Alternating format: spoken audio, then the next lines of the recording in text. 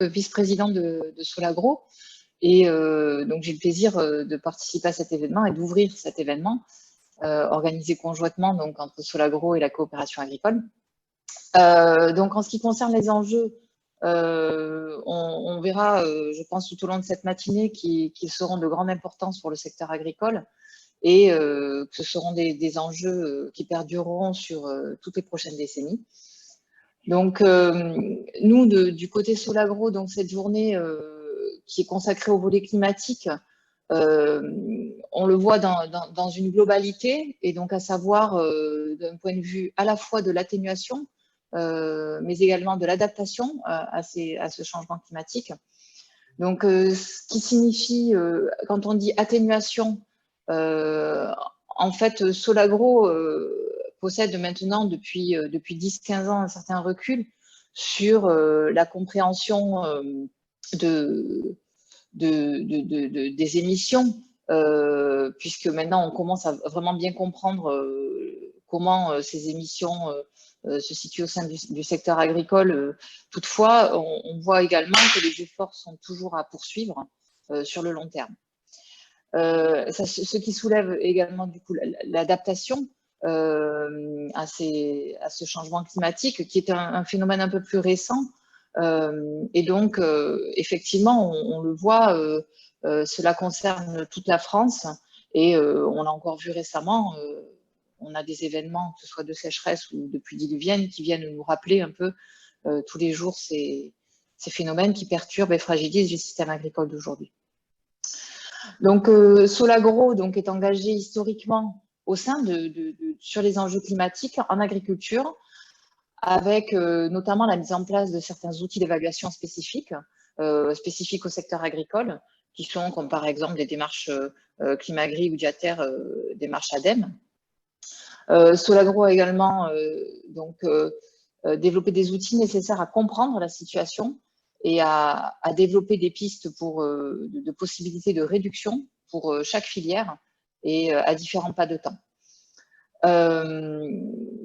Et donc, on constate en fait à travers toutes ces études réalisées que maintenant, si on souhaite atteindre des objectifs qui sont effectivement ambitieux de réduction des gaz à effet de serre dans le domaine agricole à l'horizon 2050, il s'agit en l'occurrence de les diviser par 2, il est nécessaire d'optimiser.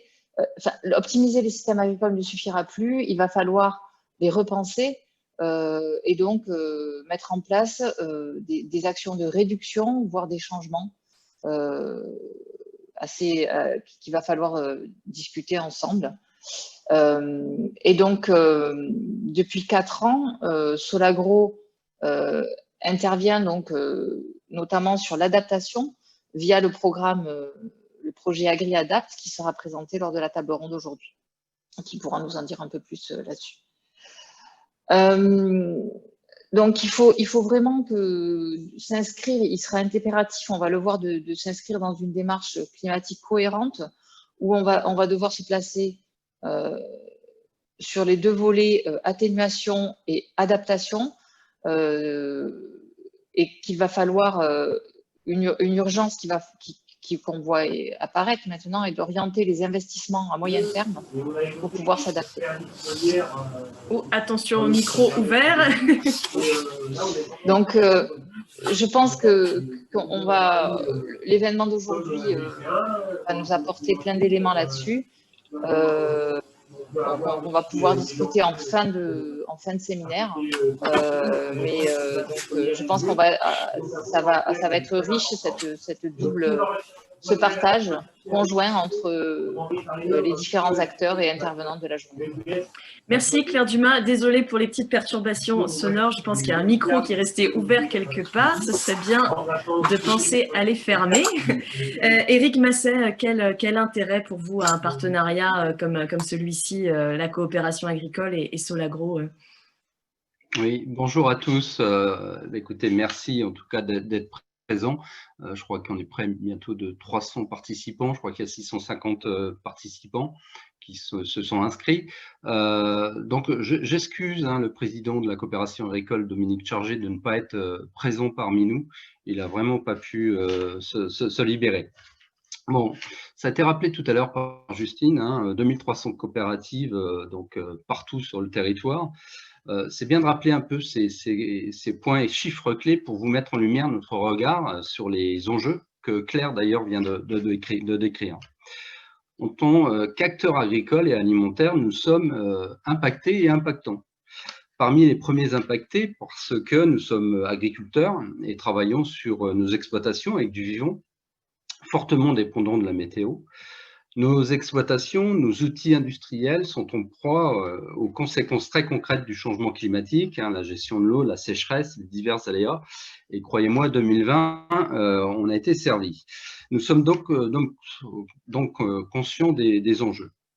Ensuite, nous le savons, nos actions ont un impact positif ou négatif sur les émissions de gaz à effet de serre et donc sur le changement climatique.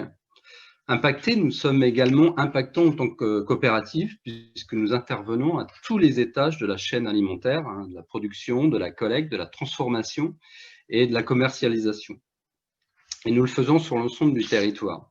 Nous avons donc la capacité d'accompagner la diffusion de bonnes pratiques et d'être les bras armés des politiques publiques et des démarches de transition sur l'ensemble de la chaîne.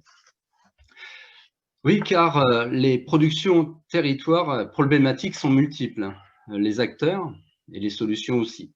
Voilà donc tout l'intérêt d'un partenariat comme aujourd'hui et c'est une logique que nous devons de toute façon privilégier. Notre seule chance d'avancer, c'est de le faire collectivement. Je suis donc vraiment ravi de la tenue de ce colloque et remercie donc l'ensemble des intervenants d'avoir accepté notre invitation. Merci beaucoup, Éric Masset. On vous retrouve tous les deux à la fin de la matinée, vers 12h40. Vous pourrez nous dire ce que vous avez retenu des échanges qui vont maintenant débuter. Alors, plusieurs questions déjà sur le programme de la journée. Ça tombe bien, je vous en présente les grandes lignes. On va pour commencer aborder la question des impacts du changement climatique sur les milieux et sur les filières, ce qui nous donnera l'occasion de réfléchir à partir de 2 exemples de démarches expérimentales sur la façon dont des filières, dans leur intégralité, peuvent s'adapter au changement climatique. Vers 10h10, une table ronde sur les orientations politiques et les évolutions réglementaires qu'il est bon d'avoir à l'esprit au niveau européen et au niveau national quand on s'engage dans des démarches d'atténuation du changement climatique ou d'adaptation. On évoquera bien sûr dans cette table ronde la question du financement du changement des pratiques, de l'évolution des pratiques. Et puis la deuxième partie de la matinée sera consacrée à des retours d'expérience de coopératives. 8 coopératives vous présenteront ce qu'elles font déjà pour réduire leurs émissions de gaz à effet de serre, pour stocker du carbone, pour adapter leurs outils et leurs méthodes de production pour limiter les effets négatifs du changement climatique.